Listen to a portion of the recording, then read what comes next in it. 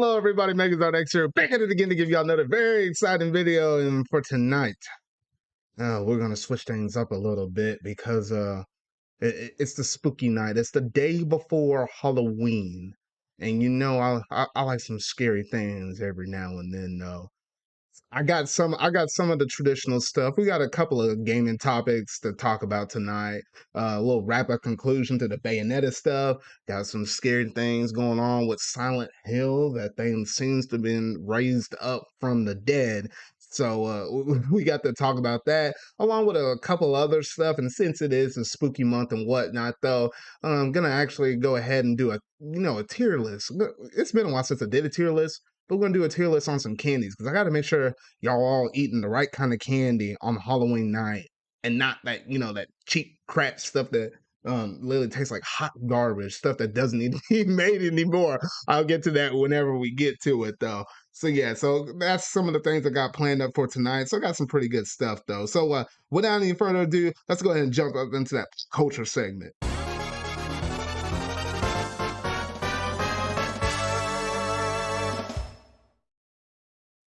All right, so first up, we got to talk about Netflix because unfortunately, it does seem like we got some bad news kind of coming afoot with Netflix because people, if you ever went through and played some Netflix and whatnot though, or not played, watch some Netflix, people always like sharing around their accounts and whatnot though, and it's a common thing. Like I have an aunt that has Netflix, and then we kind of share with some of my extended family here and there, so it kind of helps when I want to watch something off of Netflix. I don't watch a lot of Netflix, but when I do watch some Netflix, I can watch basically whatever I want though. But there is reports now that that Netflix is looking into charging more for each user account that you have added on to your service plan, whatever you want to call it though. And to that, I know it's gonna sting a lot of people the wrong way because when you look at other subscription services like I'm thinking off the top of my head, Disney Plus, that's kind of built towards, families and whatnot, though, the Disney content and whatnot, though. You can have 4 streams simultaneously streaming at the same time off of the same account because you got different profiles and whatnot, though. So it's weird how Netflix is going to kind of punish you on that. Meanwhile, other subscription services aren't necessarily going to do it, though. And golly, I don't know why, but it is going to be kind of disappointing. And how soon could we possibly be seeing this? It could be rolling out as early as 2023 globally. So they're just their main intent is just to charge account holders for having users from outside of their household on their account.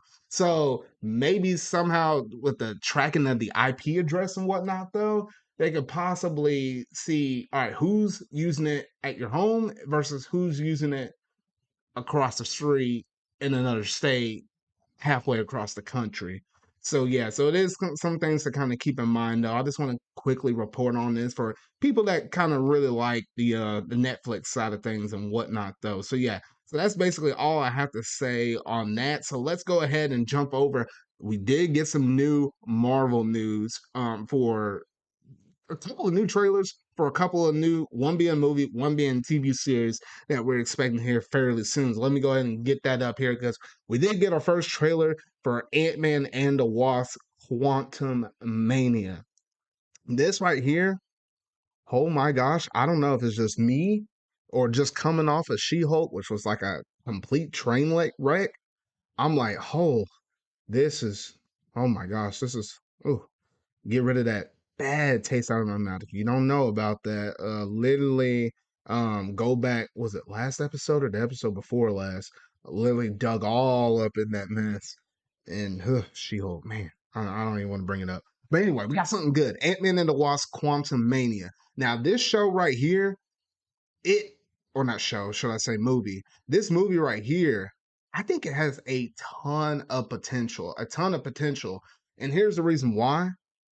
It's already a hero that's already established. We already know Ant-Man. We already know the Wasp. I think the Wasp got a new haircut too, looking at this trailer though.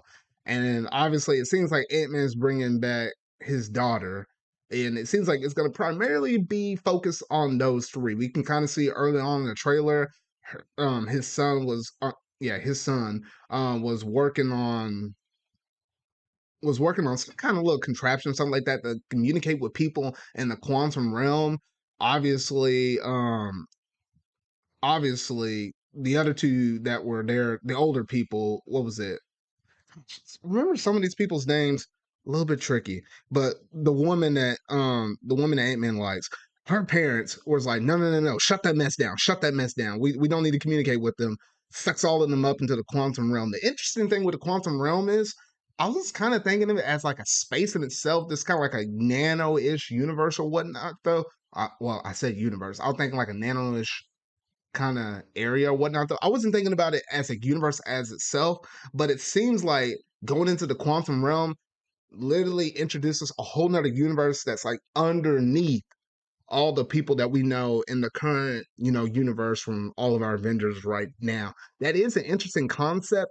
And in a way, that brings up a whole nother host of enemies that we can actually look forward towards seeing in this movie. The biggest thing out of all of this was we got to see a look at King the Conqueror, but not the one we saw from the Loki television or the TV series, though.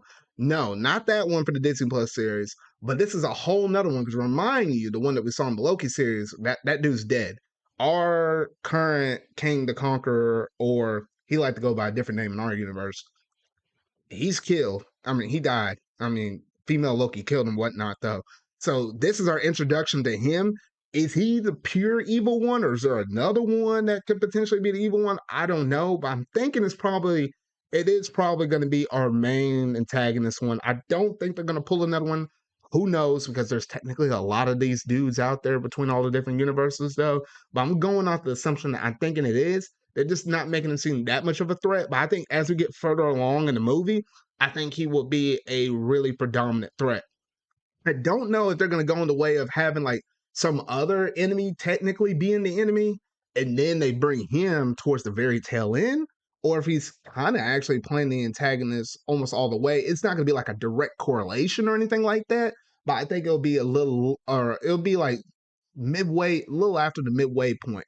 That's when we start piecing together everything, though. But it seems like basically they get sucked in the realm. They're just basically going to try to find a way out.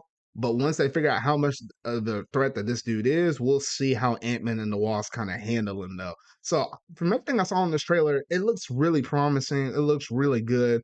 I just can't wait to get this movie straight on my eyeballs and stuff like that, because this movie comes out in February, so not too much of a wait from now. I mean, what, Black Panther comes out in November, and then December, January, February, like 3 months later, then we have Ant-Man and the Wasp: Quantumania, though. So really good things I saw from this trailer, though. Y'all gotta let me know in the comment section down below. What were you thinking about this one trailer in particular? If you happen to be a big Marvel fan like me, though.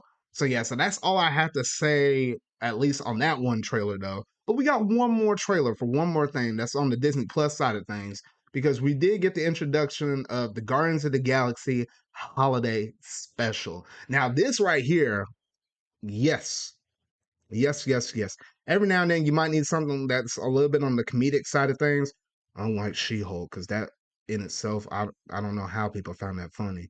But yes, it seems like our Guardians of the Galaxy are back. It's going to be heavily focused on, the holiday season, Christmas and whatnot, though.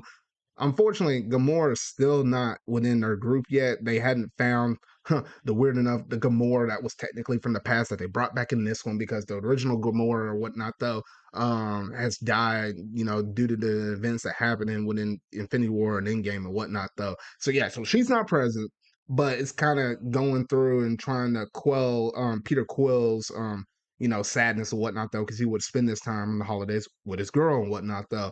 So, well, that's the basic concept that we know about it. Not too much more. I probably don't want, or I feel like most people probably don't need to watch much more, because it's just gonna be, you're just gonna be in for some laughs and giggles and whatnot, though. I don't think there's too much more plot heavy that you could really expect, since it is gonna be like a one-off, kind of similar to that, what was it, Werewolf by Night that we got recently that dropped a couple of weeks ago for like the Halloween season. This is more like the holiday special and whatnot, though. So yeah, so honestly, some really good stuff for that. I'm kind of excited to see him back on the screen because I don't know the cast of characters they got within the Guardians of the Galaxy. It always brings like a smile to your face and whatnot, though. I just always love the interactions that they always give between each other. So yeah, so that's basically going to do it in terms of all the Marvel stuff, as well as everything pop culture related that I had to discuss with y'all tonight, though. So that's going to do it for that, though. So let's go ahead and jump up into that gaming news.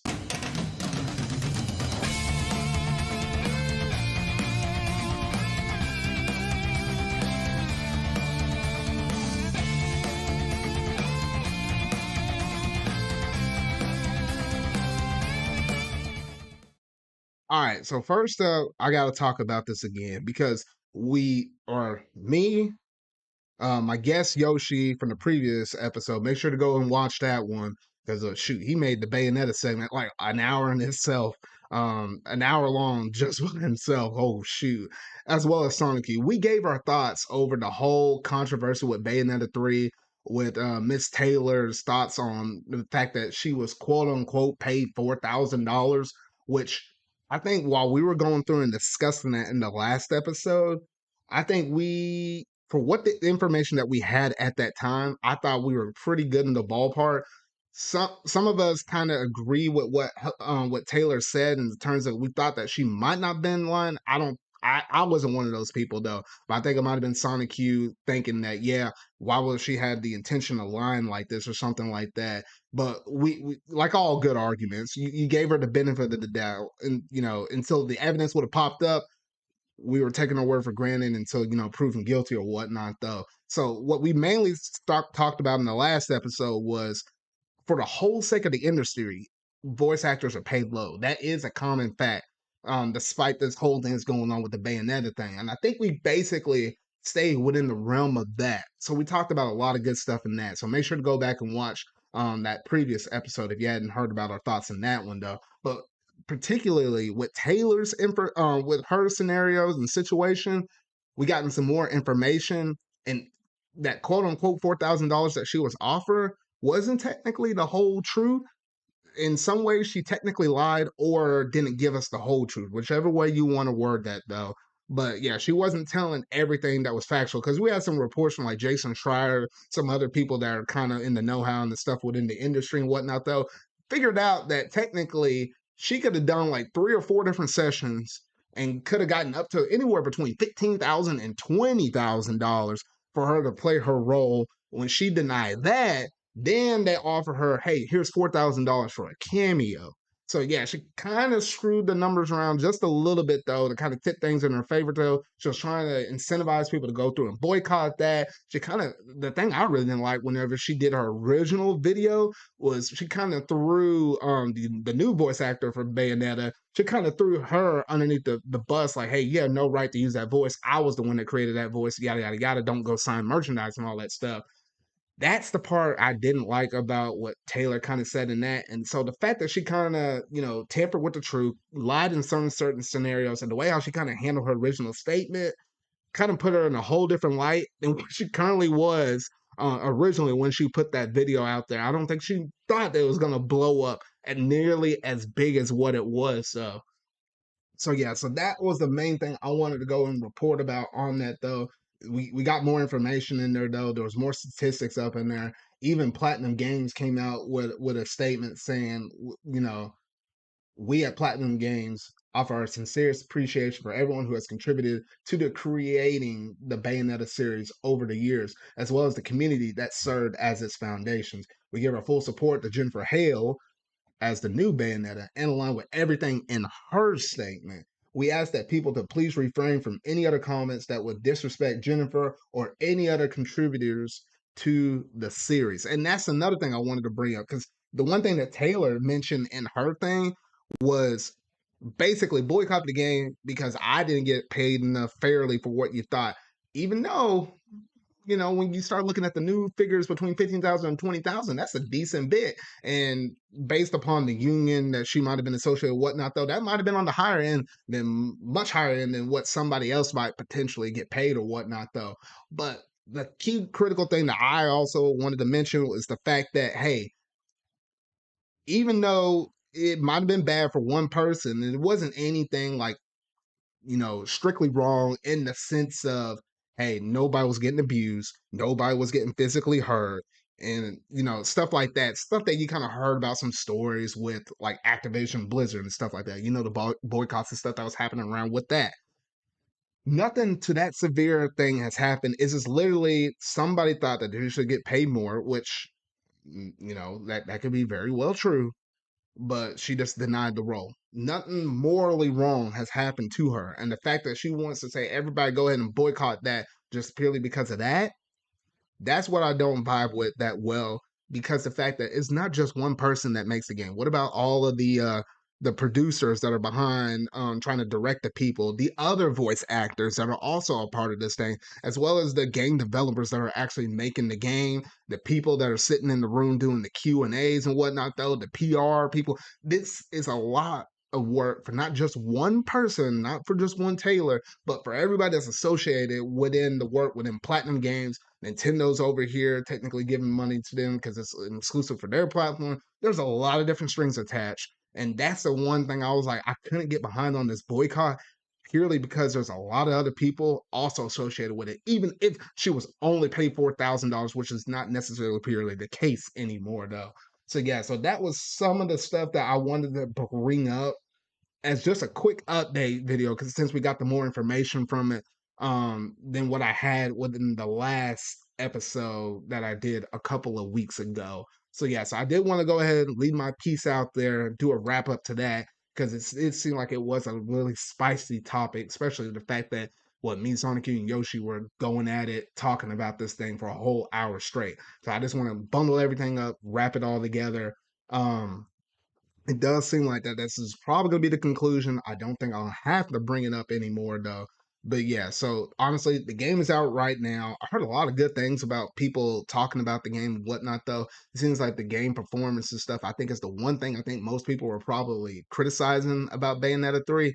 I mean, maybe it's also because the Switch is kind of showing its age or whatnot, though. So I think the performance kind of dips with the frame rate a little bit. It's not, from what I heard from most people, it's something that deters people that much. It's noticeable, but you're still having a lot of fun in it because the gameplay itself at its core is really fun, though. I noticed that a couple of my friends got some of the Bayonetta games. I think a couple of people got the special editions. Theirs is arriving late. I know that some of them probably could have gave their thoughts on it or what they personally thought about the game, but some people are still waiting on it, unless you just got the standard edition of the game, or if you got like a digital copy of the game and whatnot, though. So honestly, Bayonetta 3 is out now. If you're a fan of Bayonetta, from what I heard, more power to you. That game's out there and it's pretty good from what I'm hearing. If you're not necessarily a fan of Bayonetta, like I bought Bayonetta 1, I thought it was okay. I didn't fully go through the game and whatnot, though. It might not strike a chord with you if you don't like Bayonetta as a whole entire series, whether you try Bayonetta 1 or especially if you try Bayonetta 2. But yeah, so that's basically all I wanted to say in terms of the wrap up to Bayonetta 3 with the controversy and stuff, as well as a little bit of thoughts that are out there in terms of the game, since Bayonetta 3 is currently out right now. So yeah, so that's basically going to do it in terms of the Bayonetta segment, though. So let me go ahead and jump over to a little bit of quick news, because yes, it is confirmed that we are getting Mario Party 1 as well as Mario Party 2 coming out to the Nintendo Switch Online expansion pack. Now, it is kind of interesting with this one, though, because the fact that we're getting not just one Nintendo Switch or Nintendo 64 game, should I say, for the month of November, we're getting two. It kind of makes up for the fact that we didn't get a Nintendo 64 game in the month of September, because it was weird how we didn't get nothing there. We got the announcement of, hey, more games are coming. We got a sizzle reel, or kind of like a roadmap, I guess is another way you can say it, though. A roadmap of all the different games we're expected to get within the next upcoming months, but we didn't get anything for September. So it kind of makes up for it. You get two of them both at the same time. And for what I heard from most people, you can dabble with Mario Party, but once you go to Mario Party 2, why would you go back to Mario Party? So I'm probably going to put a bit of time into Mario Party itself and then play Mario Party 2, because I have a little bit experience with Mario Party 2, thanks to me owning it on the Wii Virtual Console. So I have played and I know how some of that game operates already though, but I had never touched the original Mario Party though. So it's going to be really interesting. I really hope that the online holds up pretty good for that one though, because I mean, you're going to want to have 4 people going through and playing through that game though. I remember the other day ago, I think it was like with me, Sonic, and Steven, we were going through and testing the expansion pack and seeing how well it can hold up with like trying games like what was it, Mario Kart 64, Star Fox 64, etc. though. And it's okay, it's doable though. But with Mario Party, when some of those mini games, you want that mess to be on point. So yeah, so we're expecting to get that game here fairly soon, literally within like the first week of November, because it's supposed to be arriving here on November the 2nd. So literally from the time that I'm recording this or slash streaming this live on the podcast, it literally comes out in like 3 days. So yeah, so we got a lot to look forward to in the month of November, not just with the kickoff with these Mario Party games for the expansion pack. You also get like what, Sword and Shield? Oh, not Sword and Shield. Good gracious! You get Scarlet and Violet coming out. You got War people. You get God of War Ragnarok coming out though. We have like what, a Splatoon Splatfest that's also coming up as well. Black Friday. November is going to be a crazy month, but yeah, it's going to be also a very fun month. Thanksgiving, all that good stuff and whatnot though. So yeah, so not too much longer that we have to wait for Mario Party 1 and 2 to drop on the Nintendo Switch Online expansion pack. So that's all I got to say on a little bit of quick news, though. Last but certainly not least, Silent Hill. Silent Hill is real. Somebody thought that Silent Hill was dead. I honestly personally thought that Silent Hill was dead. But apparently it looks like Silent Hill is actually real. We got a showcase. Literally, it popped up as breaking news in my last podcast episode. Like literally a few hours before I was about to go live on that, they announced that hey, a showcase is about to happen within the next few days. That day it's came and went, and we got multiple projects that were actually revealed for Silent Hill, and I'm gonna bring up all of them though because it looks like there was about 4 or 5 different things that was literally brought up on this little topic right here though. So first thing that we got was Silent Hill 2.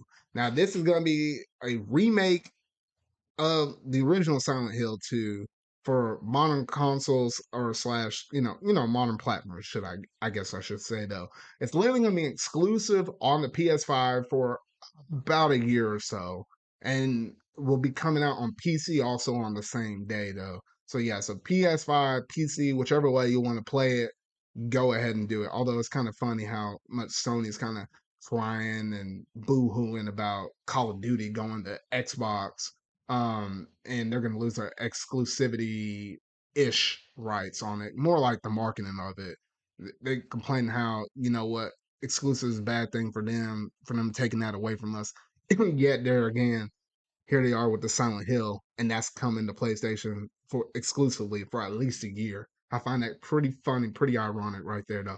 Anyway, though, that game's gonna be coming out. It looks like it's just a full remake of the game. It looks really good because out of all the games, from what I heard, because I know Sonic Q is a big fan of Silent Hill, with Silent Hill, it seems like Silent Hill 2 is the most popular one out of all of them. Like some people like Silent Hill 1. Silent Hill 2, as I think, is when the horror genre of that franchise really blew up. So that's the game I'm really interested in going into. And, I don't have any experience with it. I saw a little bit of Sonic Youth kind of going through and streaming the game and whatnot, though.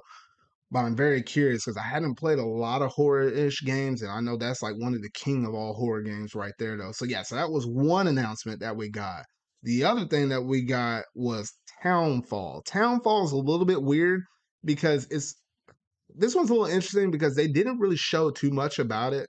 They it was like they showed us some stuff, but it wasn't necessarily like gameplay. All the stuff that they basically showed us, none of it was gameplay. Most of it was either cinematics or then explaining how the story or how the development is kind of going for the games. But we didn't see really any gameplay in action on any of these announcements though. But from what I heard, Silent Hill, the Townfall project, it's gonna be like it's gonna be similar to you being, because I think the people that make the game, or the developers that, because Konami, they're not making any of these games. They're just licensing these projects out, which honestly, that's the way Konami probably should go, because I feel like they're definitely out of the loop in terms of them actually making their own games, though. But the people that are going to be behind making Townfall, it's similar to like one of those kind of scenarios where it's like you're stuck in a room and you got to find your way out via clues, this and that and the other, finding this, solving this puzzle and whatnot, though.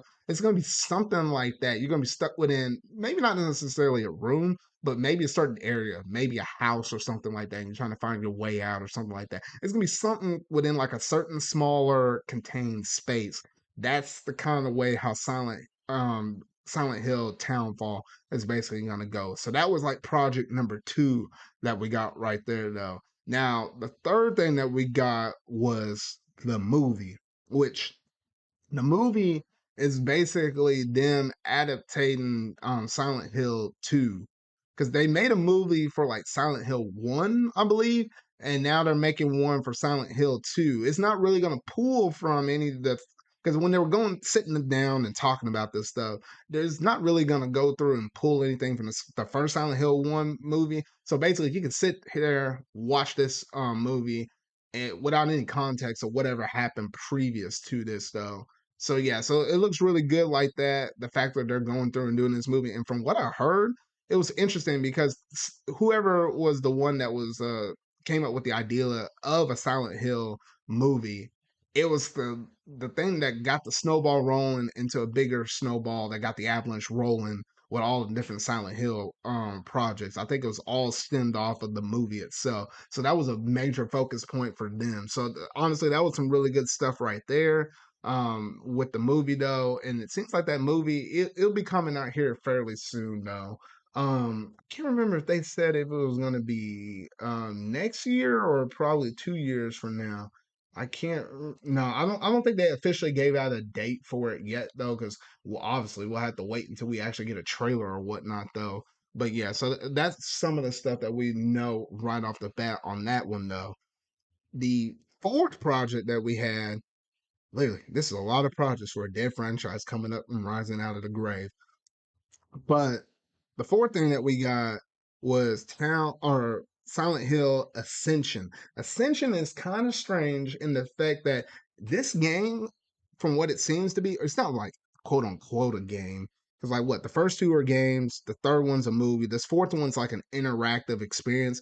If you ever gone through and played those Telltale games, like I played through like the Telltale Batman game, the first and second Batman games and whatnot, though, it's gonna be something like that where like you're sitting down and you're watching it with a whole bunch of people off of the internet.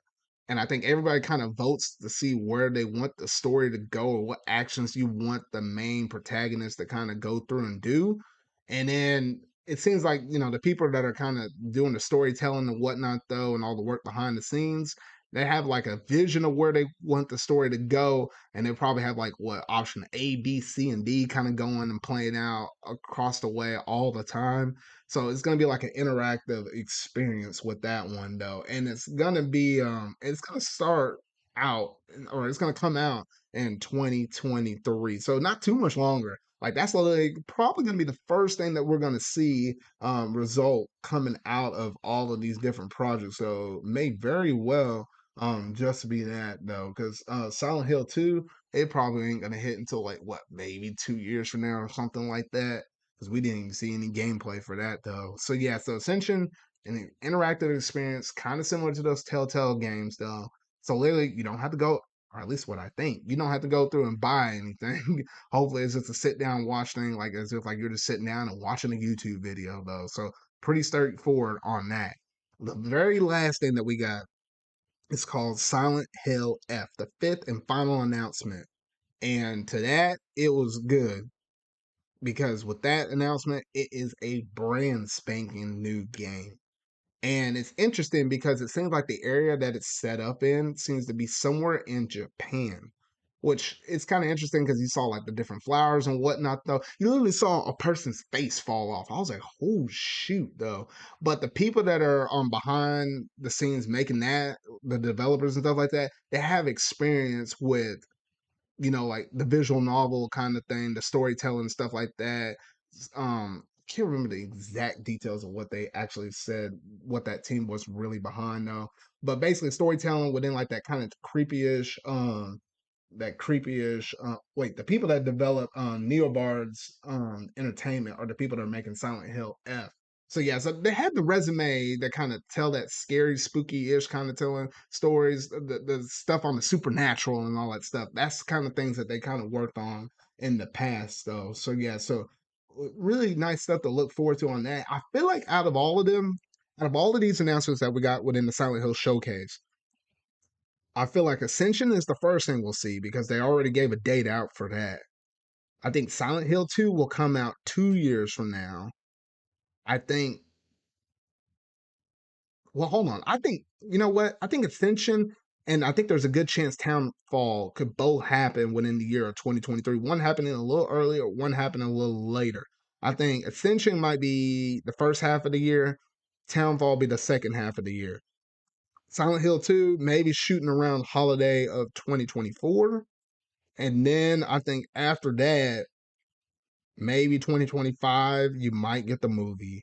And I know out of all of these things, Silent Hill F is the last thing we'll have, which I'm thinking it's probably going to be, if we're in 2022 right now, I think it's going to be like what, 2025 or something like that before we have it, or maybe 2026. It just kind of all depends though. But I think that game's 3 to 4 years out for the brand spanking new game because we got to make sure we get Silent Hill 2 right out the door though. So yeah, so honestly, some really cool stuff like that. They did showcase off some merchandise and stuff like that. It's kind of funny. They got like that one skateboard that everybody was on and raving about and whatnot though. So overall, I think whenever I sat down, I was watching that with Sonic U and some of the other crew. I think we said that for the most part, I think when we rated that showcase, we said it was roughly. I think I personally gave it somewhere as an A minus. I think only minus because we didn't really get any gameplay for it because I think we got a lot more out of this showcase than what we honestly possibly was thinking. I think I went into it knowing we're getting Silent Hill. I knew we're getting a remake, a brand new game, and a movie. But then we also we also managed to get an interactive experience plus one more side series game. So yeah, and then all the merchandising and stuff like that though. So honestly, you know how Konami is and whatnot though. Shoot, for all we know, it could have been just a bunch of merchandise and just a remake of like Silent Hill 2. And that's what maybe most people might have been expecting or whatever though. But the fact that it came out with 5 different projects, like oh shoot. It seems like Konami is finally back. And I honestly would say, since we already got this out of the way with all of the different Silent Hill projects, it makes you think, what in the world could possibly be next for Konami? I mean, literally, you saw them starting off doing the Castlevania collection, the Anniversary collection, the Advanced collection. They had the Contra stuff. They brought back the Teenage Mutant Ninja Turtles Cowabunga collection, also licensed out a brand new game, Shredder's Revenge, that also came out a little earlier this year during the summer. And then now you got all of these different Silent Hill projects. I mean, the last big major kicker could also be, is it time to bring back Metal Gear Solid? Is it time to bring back Snake? I think so. And I heard some things in the background. I'm just going to kind of keep your expectations in check where we could very well be getting a remaster of some of the past games like what Metal Gear Solid 1, 2, 3, all of those. Like I think 3 is definitely could be a remake of that one though, and it might be just simple remasters of some of the other past ones. I don't know about a brand spanking new one. That might get a little bit difficult, but I think at first you were going to start off with some either remasters or remakes or what could possibly be within Metal Gear Solid. And I think that's the way they'll probably go on that. There could be a new Castlevania game in the pipeline as well. Whether or not that's 2D or 3D, that's kind of yet to be determined. But that's just some of the things I've been hearing around in the background, whatever though. It'll take a little bit of time to, kind of see this stuff, especially coming off of the news of all the Silent Hill stuff. They probably want to make sure to have that sit down or have all that news sit well with their audiences, just for enough time on that before they go ahead and transition over and try to give us some more information on what could be Metal Gear Solid or what could also be not just Metal Gear Solid, but maybe Castlevania or something like that. Who knows?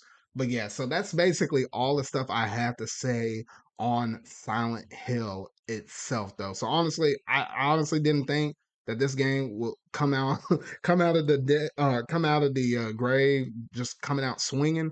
We got a lot more than what we bargained for at least a Silent Hill showcase, though.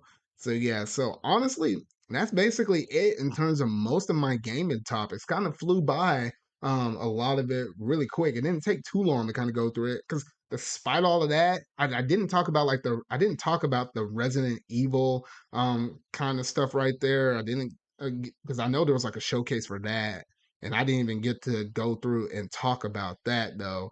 But we did manage to get that and a couple other things, but I didn't feel like they were super newsworthy and whatnot, though. So not a whole bunch kind of going on, though. But yeah, so what I'm gonna do next is gonna be a little bit different because I did say earlier in the show that yes, we are gonna be I'm gonna be going through and doing a handy tier list because I want to make sure that all y'all out there on Halloween night are going to be eating some good stuff and not that hot garbage trash. I just got to keep it real with you. So let me go ahead and pull it up on the screen. If you're listening to this, just kind of keep track of everything. If you haven't been watching this on the audio only version, but if you do want to see the video version of this, you can probably see that link down in the show notes down below that puts the link straight to the YouTube version of it. And you can see what's happening on the screen. So let me go ahead and pull up my tier list here real quick. All right, so I got all the stuff right here. Got everything from S to A, the B, the C, the D. Ignore the gray spot because gray spot is just a blank spot, so I can kind of separate some things out. And then that purple one is good gracious, to each their own. Some candies that I saw that was already associated when in this like pre-rendered list that I'm like, you know what? I am not going through and ranking these things though, because it's either been a hot moment that I had that piece of candy, or I'm like, what the heck? I never even tried it. All right, so here we go. So I'm gonna be ranking everything from literally these Reese's pieces all the way down to the candy corn. Once I'm down to that point, I ain't doing none of these extra little things. So I'm sorry if you like, I'm sorry if you like some of these things like the dots or something like that or that what is half of this stuff that Whoppers. I don't understand Whoppers. I don't know why Gushers are up in there. I don't really think that's like candy. I guess it technically is. I never thought about it though. I know some people like Lifesavers and whatnot though. So apologies if this is some of your favorite candy, but I ain't ranking none of this mess though. So I'm gonna go ahead and start dragging some of this mess up into that one pink tier right there. Because, like with most things in life, you can't go out there and try every single thing. So there's just no way on earth that I'm going to be able to go through here and rank every single one of these pieces of candy, though. So just give me a minute just to go ahead and drag all of these over here, though. But if you happen to be trick or treating and whatnot, though, make sure you check that candy, especially if you got kids and whatnot, though, because sometimes you get a little crazy people out there. You get them little crazy dudes over there, the crazy nuts out. Don't tell them I said that though. But you get people out there that want to, put a little extra something up in that candy though. So yeah, if you're a parent, make sure you go through there and double check that mess because you want to make sure they have a good night and not a night that could result into some other extra whatnots and whatnot though. All right, so there we go. All right, so I'm sorry to each of their own for all of that. That's all there. Everything else that's right here on the screen now, that's all the stuff I'll be going through and ranking. I feel like that's some of the most common pieces of candy that most people like, or like huge masses of people that probably would like though. So yeah, so we'll go ahead and start off with that though. So all right. So Reese's Pieces. I'm trying to think. All right, so Reese's Pieces. That is really. Let me go ahead and drag this Reese's cup up in there. Reese's Pieces, they're all right. I mean, it ain't as good as like a Reese's cup, but it gives you like it gives you that kind of satisfaction that, oh, you can just pop those things. It tastes kind of similar to a Reese's cup without you kind of getting your fingers all sticky and messy and whatnot, though. I would say that's probably somewhere up here in the I think it could be up here in the B. I think it's a decent B. Not terrible, but not great at the same time though. I'm just gonna leave it as that. Now the Reese's cup on, however, you have just the right enough chocolate and just the right enough peanut butter up in that thing. So I gotta put that mess all the way up and rank S. That mess be hidden. I don't care who you are. That's probably some of the best kind of chocolate candy that you may possibly ever get right there. All right, now the Hubba Bubba, or yeah. That's the bubble gum stuff. The stuff that's in the roll or whatnot, though. I'm not much of a bubble gum person. Yes, I had this quite a few times growing up or whatnot, though. I'm not much of a bubble gum person, though. But I think if you were to put that somewhere, I think it's mid B. Because I think it's decent. It's better than that kind of gum that you used to get. I don't think they even sell this anymore. The one that was like in the yellow package, the yellow package with like the blue tips on the edge, like when you unravel the piece of gum, it tastes way better than that. Because oh shoot, that one, I wish I had an image of that one. That was hot garbage right there. I did not like that mess at all. Hot tamales, hot tamale, hot tamale, hot tamale. I used to have a teacher back in the day that used to always have this mess up there on their I think I was in middle school. Literally had this mess on their countertop or on their desk every single day. I don't think I ever seen her without some hot tamales. She was always popping those things like she was popping some pills, man. Those hot tamales, I don't really like hot cinnamon-ish. I think I put it in C. It ain't really my kind of thing. I had it every now and then though, but it's okay, but it's not like the greatest thing in the world. So I put it in C. The Tootsie Rolls. Oh my, not Tootsie Roll, Tootsie Pop, should I say. The Tootsie Pop right here. Oh man, oh shoot. I got a place that's literally like right the corner from where I live. It's literally called Catfish Hole. They literally give you Tootsie Pops every time you go there and eat. You can just take one away from you, whatnot. Though the candy on the outside is always sweet, and then you got the Tootsie Pop in the center of it though, and it's always weird because I always will look it all the way down till you get to that point, and when you get to that point, I stop. I don't even eat it. I don't even suck on that little bit of candy stuff because you know what they say about too much of a good thing is a bad thing. I think I have it somewhere here on my list. Do I have it? Yeah, I do have it a little later down. I'll get my full story on that though later. But this is more so the sucker itself. That is really good. I put it in top of B. It's not like it's not like a go-to I'll have for A, but if I ever see any of those things sitting out on the countertop, I'm for sure grabbing one of those. It's kind of like if you see it, you get it. If you don't, you're not necessarily craving it. All right, next up we have is sweet tarts. Sweet tarts, they're sweet, but not sweet enough. Like if you really got a sugar tooth for that mess though, I mean, it's enough to get you by, but it ain't enough to really satisfy. If you kind of catch my drift, because it's like you eat it and then it's like, what did I just eat? I don't know. But it's better than some hot tamales. So I think I got to put it somewhere in the C category. I don't think it's quite B, but I think it's right around there in the C. Fun dip. Fun dip though. All right, I'm gonna keep it real. I hadn't had this mess in quite some time though, but growing up as a kid, they used to always have these fun dip things like in like when you go to the park and you go to the pool and if there was like a concession stand in your pool, they always had this fun dip over there. You get like those little white sticks, you dip that mess up in it, you lick that mess real good so you can get all of that you can get all of that candy dust up on there though. And you just enjoy the flavors of it. As long as you got some really good flavors on that, you really couldn't go wrong with that. It gave you more bang than your buck than a sweet tart. So I put it a little higher than that. I don't think it's quite within my B tier. Ring pops though. Ring pops, it's almost kind of got that flavor of like a Tootsie Pop, but not quite.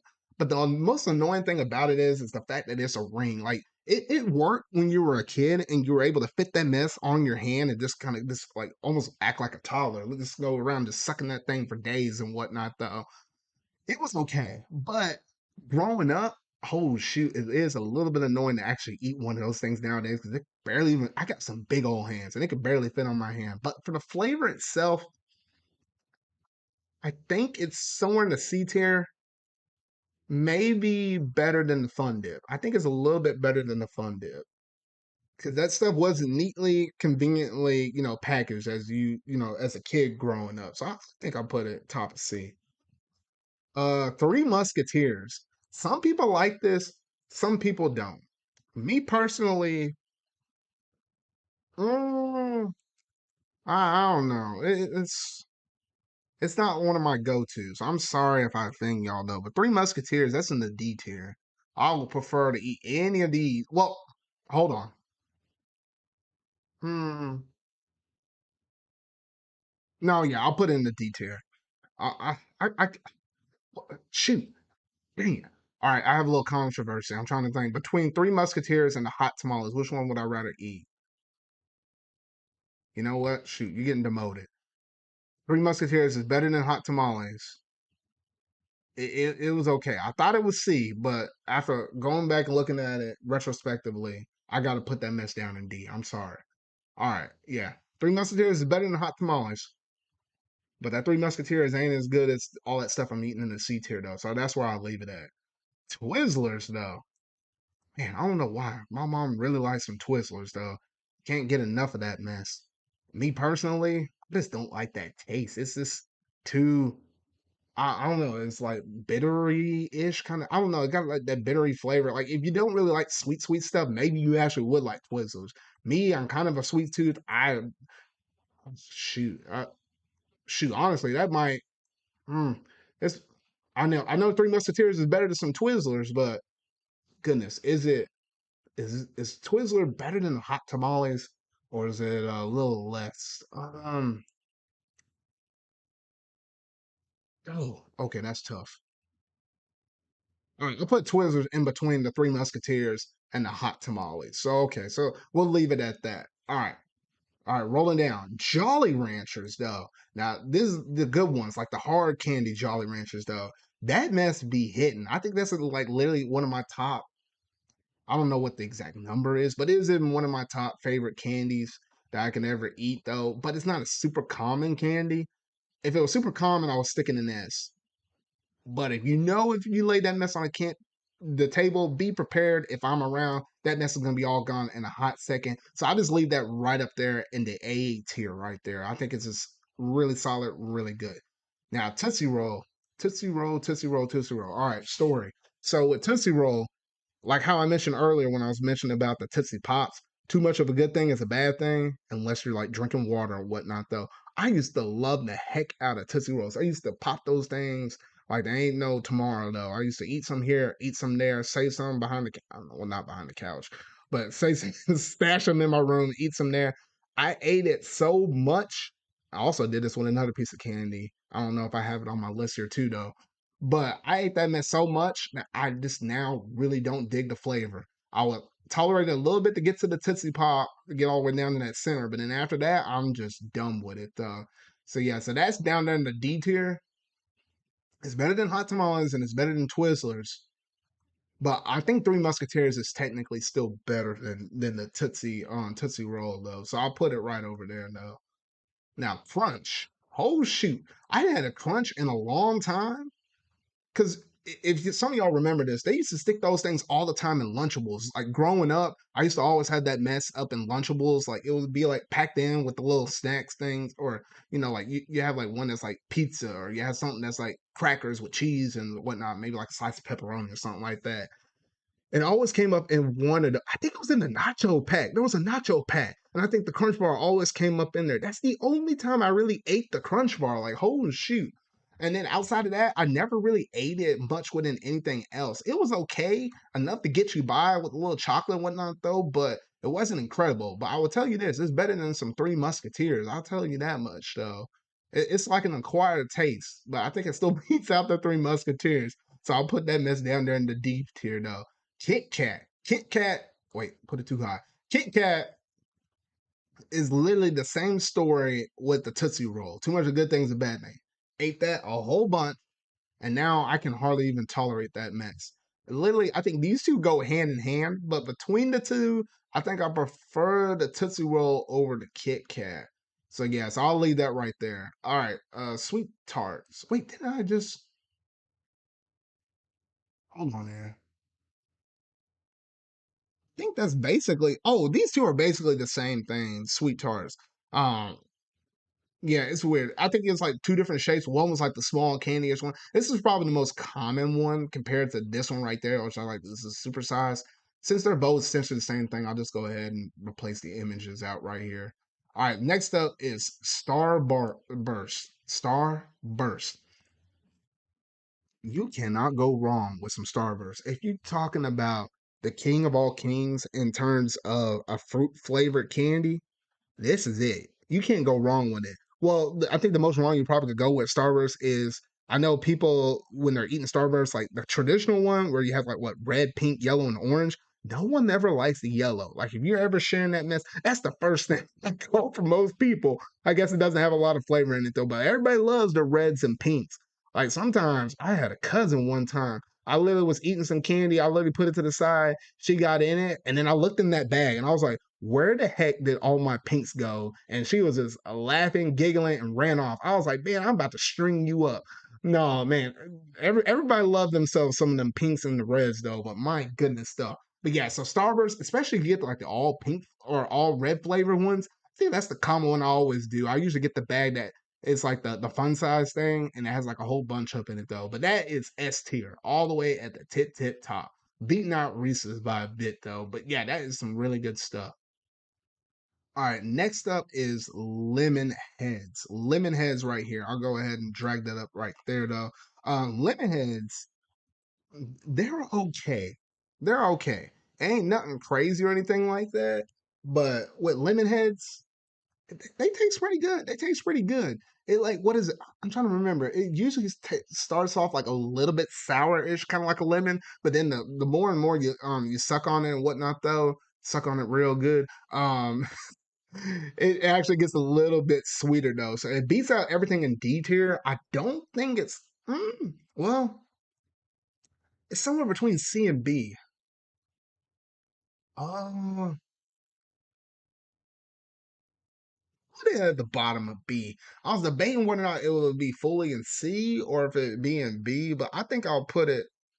I think I'll put it somewhere within the B tier right there. All right, there we go.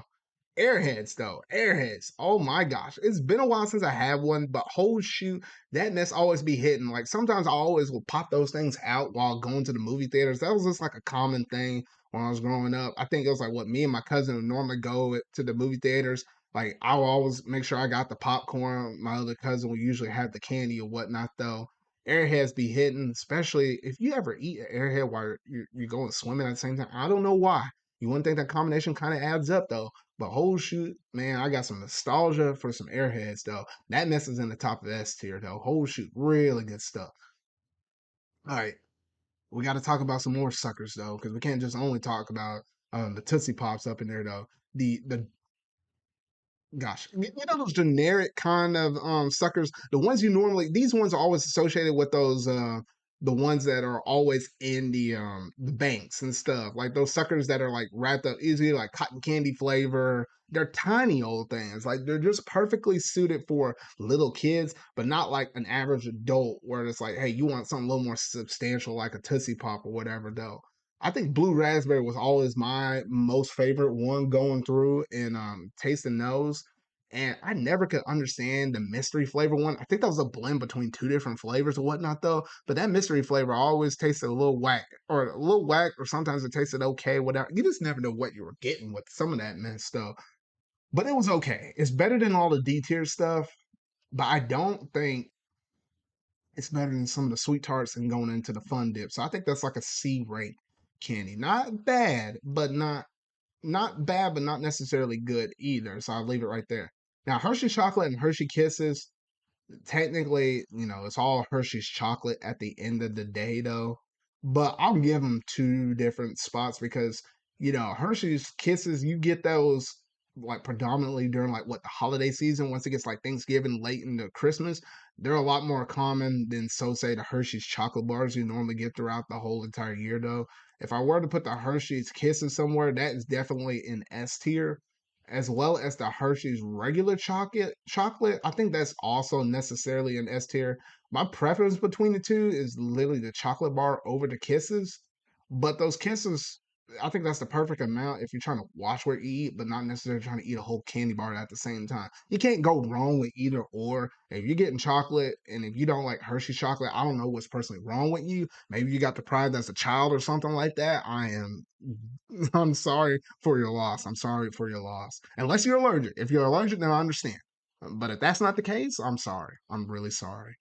All right, Sour Patch Kids, though. At first, when I was growing up, I didn't really like them. But then as I got older, since it's like one of my brother's favorite kind of candies, I actually grew to actually appreciate these things a little bit more. It's one of those kind of candies where it's like, hey, it's not something I go out of my way to get, but at the same time, you put them on that table, I'll just grab a few. I won't just wipe it clean like the Jolly Ranchers, though. I'll just grab some. So I think that's like right between the Reese's Pieces and yeah, it's higher than the Lemon Heads and it's higher than the bubble gum. Yeah, so I literally would put it like in the mid pack of B tier right there. So I think that's where that goes.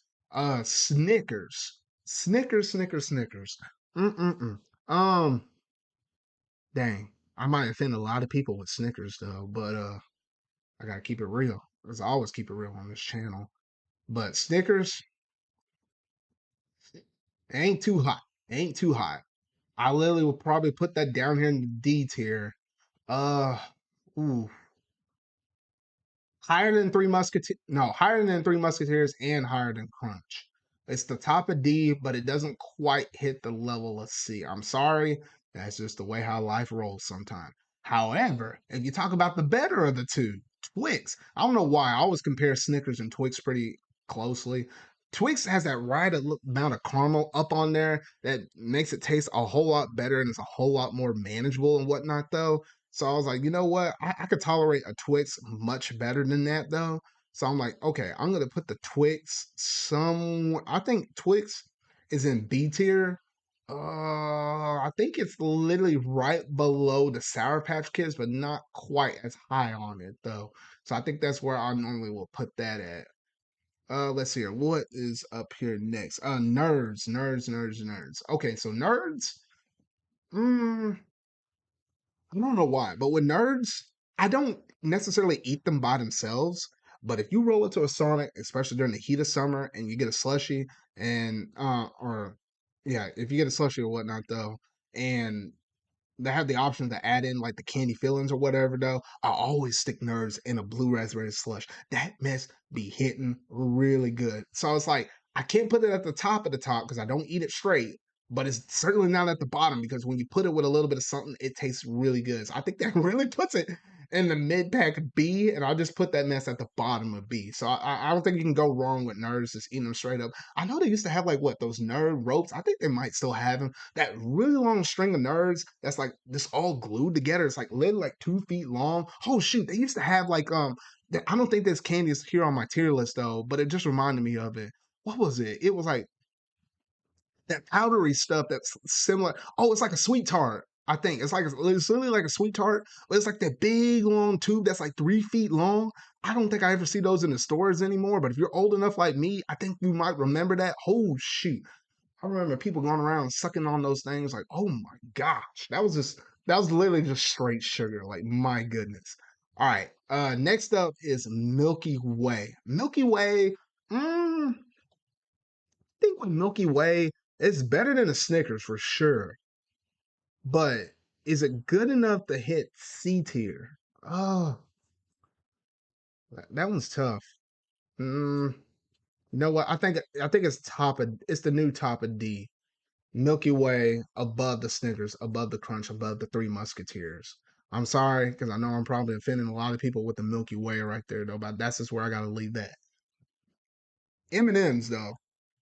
Now M&M's, you can't ever forget M&M's, especially for like those commercials and stuff that always promote it. Like they're always in like the Super Bowl and whatnot. Though they always have like the Halloween fix or Christmas fix. Literally, you can't even go into like a store during like Christmas time and whatnot though, and see like those candy cane shaped things that have the M&M's up in it though. Out of all chocolate candy, that's like the equivalent of a Reese's Pieces, but for with M&M's. That mess is pretty good. I don't think it's like King of All Kings S and A, but I think it's somewhere in the B tier. But where? I think it's literally above the bubble gum and above the lemon head, but below the Twix. I think that's right where M&M's probably should go at right there. Now Skittles right here though. Oh shoot. Skittles, you can't go wrong with Skittles. There's a lot of different flavors that you can get. You can get the standard red pack. You can get the purple pack. You can get the pink smoothie pack, whatever. My favorite one is the ones that you get in the purple, because for some reason, at least with me personally, I don't like grape artificial related things, like almost anything really. The only kind of grape thing I'll do is eating a straight grape itself. But anything grape artificial, it didn't vibe with me. I'll eat the red Skittle pack, but I'm taking out all the grapes. With the purple pack, or I think also the smoothie pack as well, so that purple and pink one, I can eat all of those without having to pick through the bag. So that's my preference on the Skittles, though. That is a king of all kings. But the problem is, where do I stick Skittles? Is it above Starburst, making it the absolute number one, or is it below? Ooh, it is close, but I think Skittles takes the number two spot. It's right below Starburst, but higher than Reese's Cup. Ooh, that one's close, close, close, close. But my goodness. All right. Next up is Heat. Heat is not super common. I remember I was introduced to this candy via my dad, because I think my dad was eating it with some kind of ice cream or something like that. It's not. Oh, excuse me. It's not a candy that I'll go through and go out of my way to hunt down. But if you're in a gas station, or if you're in like a convenience store or something like that, I will usually go through and I'll just grab it. It's like if I see it, I grab it kind of thing. But that heat though, it be hit when you get that mess, especially if you put that mess in ice cream though. I don't think it's a supreme like S, but it's a solid A. So I think I'll put that right above the Jolly Ranchers, right there in the A tier though. That's really good mess right there. Wait, did I have Skittles twice? I did have Skittles twice. Put that mess over there. All right, last up, I think, is gummy bears.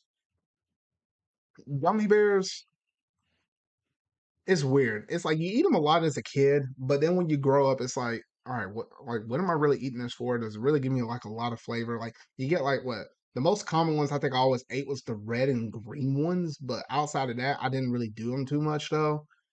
It's better than all the stuff in the D tier. I'll say that for sure. But I think it's like literally the bottom of C. I think that's where I will put the gummy bears at. And last but not least, we got to end this off with a big bang. Candy corn, candy corn, candy corn, candy corn. Now, some of y'all might love this stuff. Me personally, I hate candy corn. Oh shoot, that mess tastes like hot wax. I don't know why anybody eats it. I don't understand why in the world do they still make this mess. Tell me why. When you go to a store and literally it's like Halloween, October 31st, rolling into November 1st, day after Halloween. And stores start marking down that candy. They're trying to get rid of it so that way they can make room for like the candy that's kind of branded for Christmas time and whatnot, though. They try to get rid of all of this stuff with Halloween branding. And tell me why candy corn is some of the last stuff that's left on that shelf. And when you see that mess, you missed out on all the good stuff. Like, oh shoot, I would eat any of these things on the S, A, B, C, and D tier way over eating some candy corn. Shoot, even that to each their own segment stuff. Like I'm looking over here at the dots, the gushers, the almond, whatever it is. I would eat most of these things way before than eating candy corn. Like, oh shoot, candy corn is hot trash.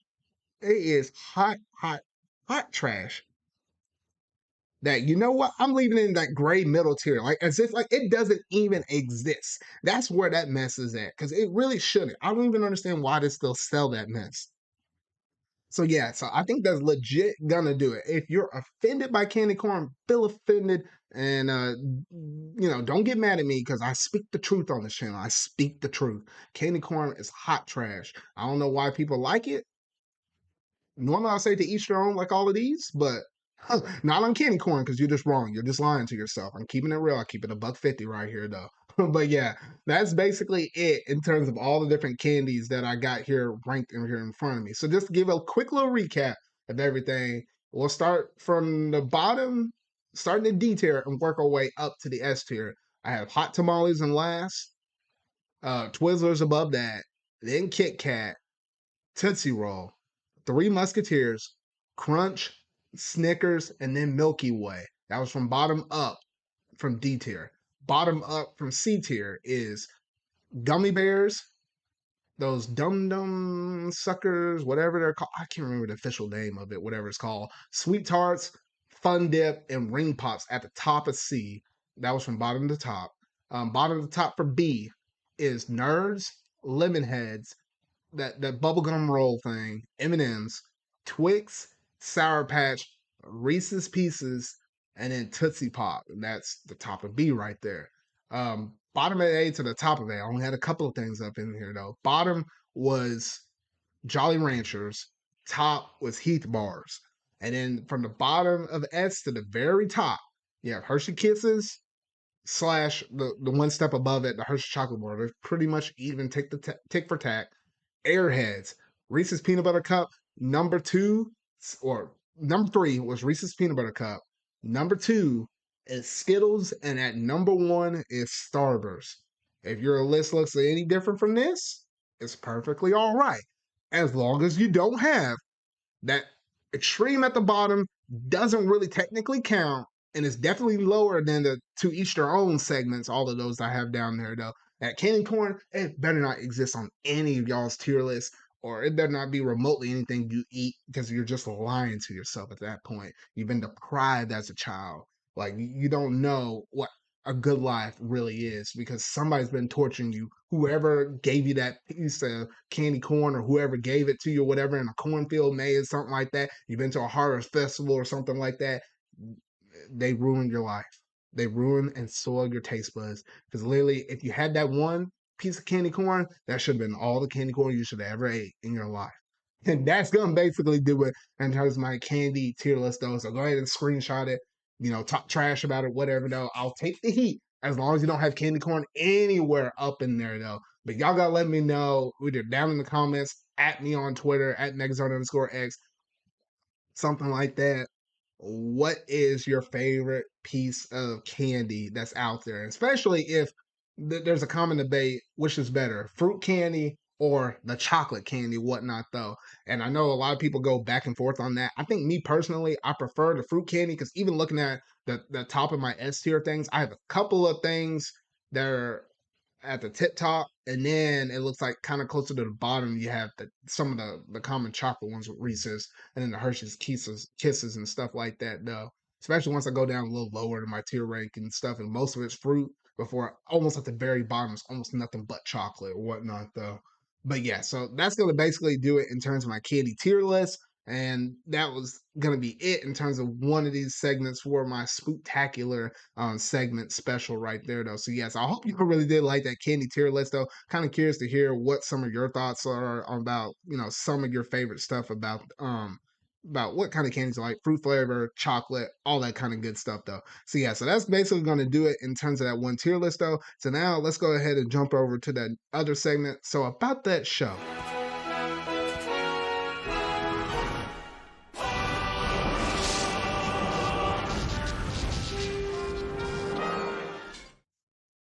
All right, so here lately, I've been going through it and watching a fairly good amount of new anime shows. That's the most common thing that I've been going through and watching with this though. And whole shoot, because now with a new season that's finally upon us and whatnot though, I got to give my thoughts on a few different animes. I might not talk about everything right now, because some I only watch like at least only one episode, so I'll kind of stick to some of the ones that I've been watching at least a couple of episodes on. Let me go ahead and bring up Crunchyroll real quick and look over here at my wish list right here though. Let's see here. So one of the ones I've been watching lately, I guess I'll pick. Yeah, I'm going to talk about I think three of them right now, and then maybe I'll talk about the other couple next week though. I'll go ahead and mention their names though. Um, yeah, I'll go ahead and mention their names right now though. More Than a Married Couple But Not Lovers. I watched one episode of it so far. Another episode dropped today. I hadn't seen it yet. If I can remember about it, I'll probably try to give my thoughts about it next week, because I always like giving my thoughts once I had like a couple or few on my on my watch list right now. And then Chainsaw Man. I watched one episode of that. I thought the first episode was really good, but I'm gonna wait until I get like a couple of more underneath my belt before I kind of give my thoughts on it though. So yeah, so the three I want to talk about is Spy Family. That's gonna be the first one.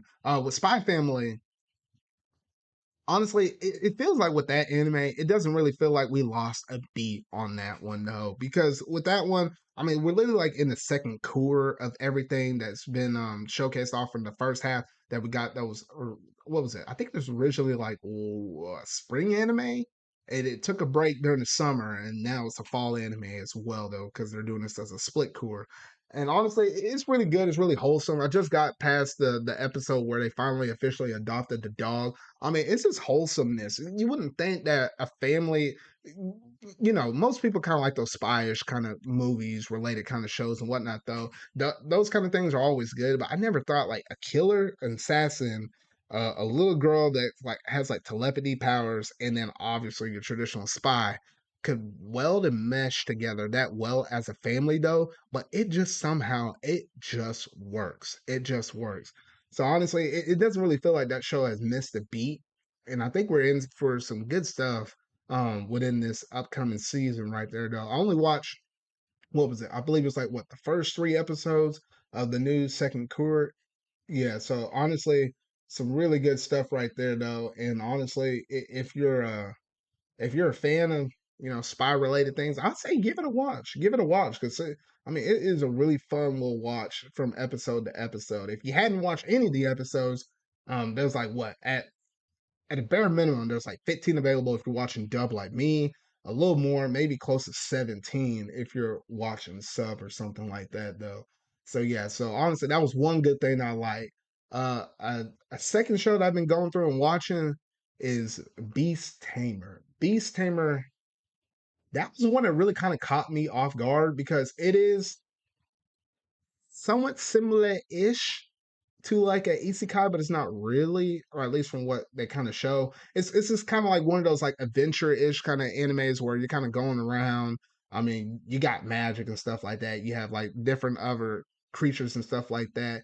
Literally, this one kind of focuses around a dude that's like a beast tamer who can like some or not summon, kind of make contracts or kind of make contracts or make bonds with other animals and whatnot though, as long as they're not like a completely different kind of creature, but another kind of beast or whatever though. But he's able to form these bonds, have him kind of work for him, do whatever he wants to do or accomplish. Like he can control like a bee, even though that one's technically considered as an insect. It's like an offshoot of like the beast tamer kind of ability or whatnot, though. He can control a lot of different things like a bear or whatnot, though, and use it to help whatever or whatever kind of thing he needs to do. He was originally within like a hero's party, which the hero's party is always after the kind of deep the demon king or something like that. You know how those common tropes work though, but he got kicked out of the party because he was a beast tamer. He didn't really kind of offer a lot in terms of combat or whatever, though. He winds up running into this other girl who happens to be a cat spirit. It's like one of the kind of special creatures out there that like have immense power. Like you heard about creatures that have like dragonoid powers, like they're part dragon or whatnot, though. Cat spirit's like extremely physically strong as compared to like a dragon demonoid where it's like, hey, it's a dragon demon, a dragonoid or whatever though, who can like specializes in fire, but also has the physical combat as well though. So yeah, so he befriends this cat spirit whatnot though. By doing that as a beast tamer, he gets the powers of it due to the contract, and now he's like super strong, kicking butt. And not only does he have a cat spirit by his side right now, at least currently where I'm at in the dub, he also now has a dragonoid person as well though. So he has two really good looking girls by his side right now though. I was like, gosh dang, dude. But yeah, so honestly, it's a wholesome anime. All those cat puns that they do. I'm not kind of a cat, cat kind of person ish in terms of my anime though, but I mean, but that cat spirit right there, it's doing it for me. I'm just gonna say it. She's doing it for me though. But yes, honestly, I mean that's a pretty nice wholesome show right there. So I really do like that as well. The last thing I've been watching, which is like the major highlight I think of this season, even though there's a lot of good stuff going down between like Chainsaw Man, Spy Family, all this other good stuff. My Hero Academia season 6, this mess is like straight fire. Like, oh shoot. Because we knew from season 5 going into season 6, they were preparing a war between all of the heroes versus everybody that's on the liberation army front. That's basically being led by a whole bunch of generals that what you golly, I don't know why his name's slipping out of my mind, even though I technically know it. But yeah, they're all being led by that one dude, and oh shoot, some of the fighting scenes that we gotten so far within My Hero Academia, it was lit from the first episode because literally we're starting off the season where it's like, hey, the Liberation Army, it's like the heroes are attacking on two different fronts. One front was, hey, we're gonna attack the hospital. That one scientist that always went through and created all of the different all those different like nomus, they attacking him at the same time as they're also doing a united front, attacking all of the people that are associated within the Liberation Front. And I'm like, oh my gosh, some of the fight scenes that we got over there, Tokiyomi doing some sick stuff with Dark Shadow over there. You got Endeavor over here fighting in the hospital against all of these different Nomus and whatnot, though. And Mirko, oh shoot, there was an insane moment where she took down a couple of like the high end Nomus. Like you had like your C, B, A tier type of nomus and stuff like that. Those high end ones, the one that Endeavor struggled with from what was it, the transition between season 4 to season 5, or it was like tail end of season 4. Oh shoot. You wouldn't think a bunny girl will have like insane powers with the kick, the force, the turn, the put on the jets and go from point A to point B in like a blink of an eye. That fight sequence right there, I think that was in episode 1 or 2. It might be episode 2. It was absolutely sick. Like, oh my god. And I was like, and bless that person that literally goes through and makes that literally goes through and makes the OSTs for My Hero Academia. Cause my gosh, that OST, everything from the preview music to like that common thing that they're always playing now at the very beginning of like the recap part that happens at the very beginning of the episode though, it is great. Like literally, this is like the quote unquote like an Infinity War in game version from like the MCU stuff applicable to like My Hero Academia. Because like you see a bunch of different heroes. You see the dudes from like Class 1A, like you know Zuko, Bakugo, Todoroki, all of that. You see also units from Class B as well that are kind of going through and protecting people with like evacuation drills and stuff like that. People that are living in nearby areas that's surrounding the vicinity where this fighting is going down on. You literally see top heroes like Endeavor, Hawks, whatnot. Though you got some of your teachers are also associated in the raid, like Present Mic. You also got oh, you got Eraserhead and stuff like that. I mean, and then you got like people like Fat Gum and stuff that was associated with some of the hero work studies and stuff like that. I mean, shoot, you got a whole bunch of different characters though. Everybody from literally everybody you might have saw from season 1 all the way up until season 5.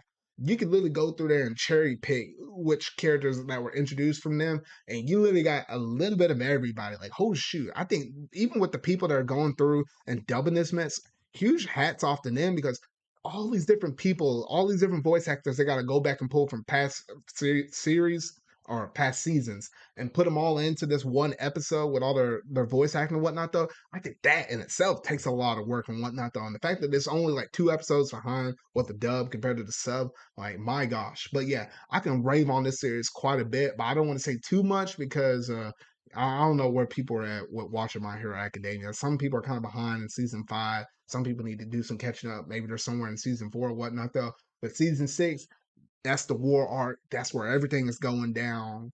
The tail end of season 5, you could tell exactly where it's going for with season 6 though. Can already tell people are already gonna die, and I think I already experienced one of my first deaths, but I ain't gonna say who or what it is in case you hadn't seen the one of the more recent episodes that happens in like episode 3 and whatnot though. But some deaths are gonna happen. We're gonna have some tragic losses and stuff like that. Some of these might hit you in the feels, but oh my gosh, My Hero Academia gets me feeling in some kind of way that I probably hadn't felt in quite a while since like Dragon Ball Z. Like it's up there. I think My Hero Academia in general is rivaling Dragon Ball Z. It's like one of my favorite animes of all time. I mean, by the time we're done with the story completely, who knows? It might surpass it though. But honestly, I can never go wrong with some My Hero Academia. So I'm glad it's back.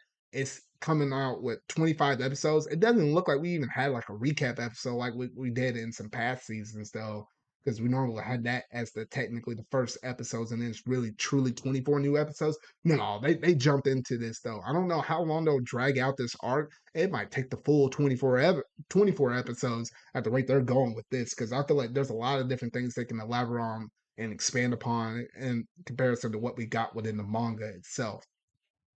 But yeah, so yeah, everything that Shigaraki is kind of doing though is Shigaraki's team, Lily versus Endeavor's team, and let's see exactly how this thing is gonna duke out though, because whole shoot, this mess is getting wild, and I can't wait for these episodes to drop out every Saturday, though. Whole shoot.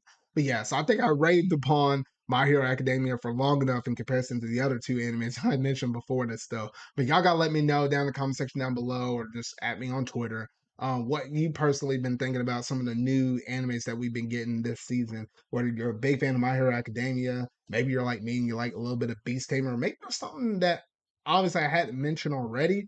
Maybe I'll mention next week, or not next week, the next episode. Some things that you personally like, but you might want to recommend me something. I don't know. You make a good case in the comments. I might give it a shot. I might give it a shot as long as it's available on Crunchyroll and whatnot, though. But yeah, so that's gonna basically do it in terms of these. So about that show segment. So now let's go ahead and jump over to that very last segment, that being what you've been playing.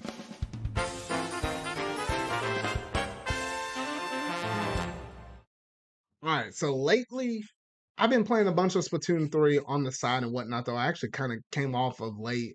I did like a whole series within like last weekend where I did like this whole After Dark series session where I streamed like a whole bunch of games over there on Twitch for like 3 different nights because I had to pull some all nighters because I had to do some all nighters for like a week of work or whatnot, though. So yeah, so if you want to watch any of those, some of them might still be existing there on Twitch, but by the time you might be listening to this podcast episode, it might be completely gone now. But over the next upcoming weeks, almost leading all the way up until like mid-December, I'll be dropping about a couple of those a week out on my extras channel. You can check that channel out and see all those streams there though. But outside of that though, outside of all those random games I've been going through and playing, I think the most common thing I've been playing is Kingdom Hearts 3. Literally, I got the all in one collection that literally has all the 10 different experiences all up in one. I think I bought it for Walmart for like 25 bucks, literally almost about a year ago. It was shortly after I got the PS5, because I think I got the PS5 like midsummer ish. It was like June, July ish. And it wasn't until like the fall time. I don't know if that was September or October ish, is when I actually sat down and or went out and bought the Kingdom Hearts all in one collection. And I just recently finished Kingdom Hearts 3, and whole shoot, that was a some kind of a crazy ride right there. Like my stinking goodness, because with Kingdom Hearts 3, they literally found ways to incorporate everything from Kingdom Hearts 1 to 2, the Chain of Memories, 358 Days Over 2, Birth by Sleep. Birth by Sleep was a really good game, and Kingdom Hearts 2 was a really good game. If you haven't played those, man, those are some highly recommended games though. And then Dream Drop Distance, etc., even the Union Cross stuff, the mobile game, all that stuff, all of it tied together in Kingdom Hearts 3. In a lot of ways, some really good ties. Other ways, kind of make you start questioning your head, like, how the heck does this kind of add up, whatnot, though? I'm not trying to go into spoilers or whatnot, though, but you played the game, you know exactly what I mean and whatnot, though. With the main antagonist and how he kind of operates and whatnot, though, with all of his baddies and whatnot, though. But yeah, so honestly, that was one heck of a crazy ride. And I think the only other things I have left to play within Kingdom Hearts is literally the Remind DLC, as well as the very last thing being the rhythm game. Those are the only two I don't have left, or I have left to play. And it's kind of crazy how you have to pay what, 30 bucks to play the Remind DLC. And I look how long it takes to go through and beat that game. It's literally like the same amount of time as like Birth by Sleep 0.2.